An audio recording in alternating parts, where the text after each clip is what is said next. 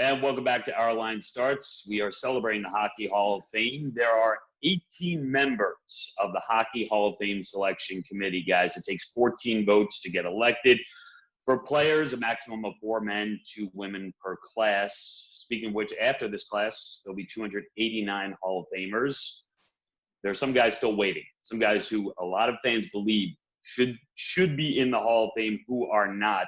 Jonesy, is there anyone you feel strongly about at this point who you look at and you're like, I don't understand this guy. He's a Hall of Famer. He needs to be in. And I know it feels like it's only a matter of time.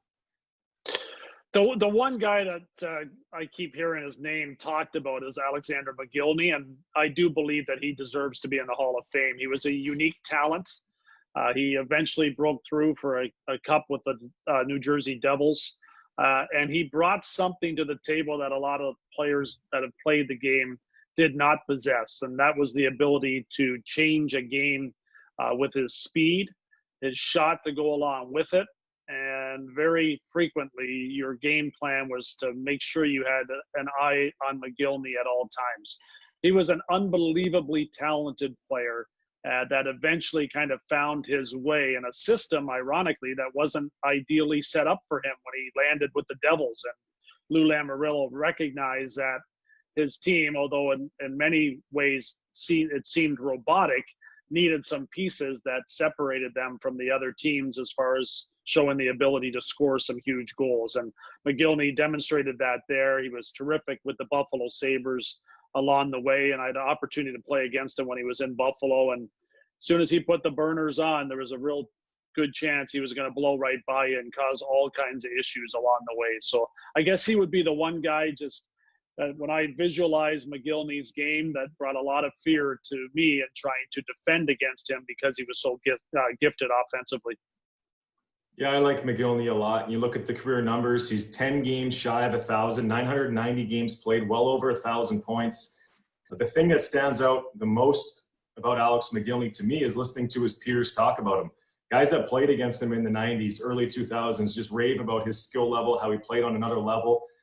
I feel like he will eventually get in. It's a matter of time for all the reasons that Jonesy just said. But what about Daniel Alfordson? There's another interesting case, a guy that's put up a ton of individual stats, played the bulk of his career with one team in the Ottawa Senators. Another guy that you'll have a lot of people try to find somebody say something bad about Daniel Alfordson, a great guy in the game of hockey.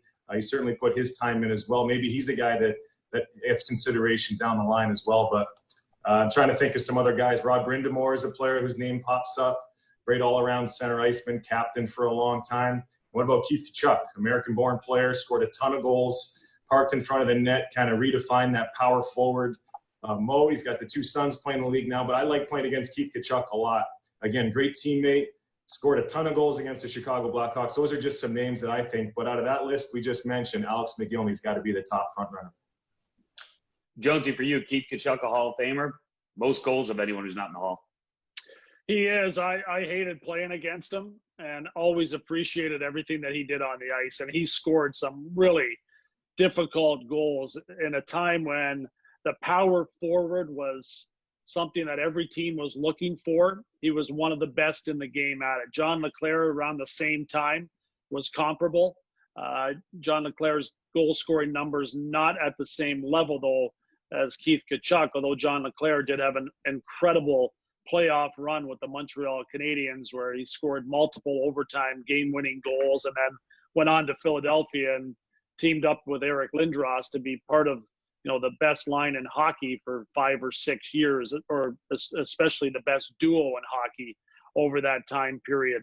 So those would be 2 guys that I would compare to one another, but I think Kachuk's longevity and his goal totals would separate him from John, even though there was times when both Tkachuk and John Leclaire were either the first or second team end of the year all-stars.